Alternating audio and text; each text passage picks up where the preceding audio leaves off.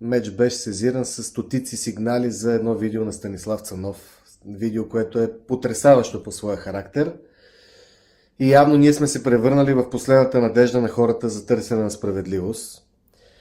Още днес ще изготвим искане за изслушване на Даниел Митов.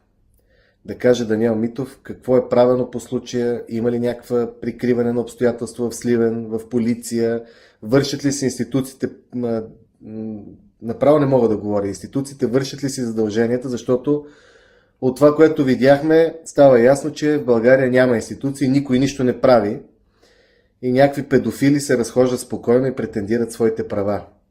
Това ми напомня, че е време да поискаме същия този министър, провален министър на МВР, да каже какви са тия 6 убити човека, които вече повече от седмица няма никаква официална информация за тях.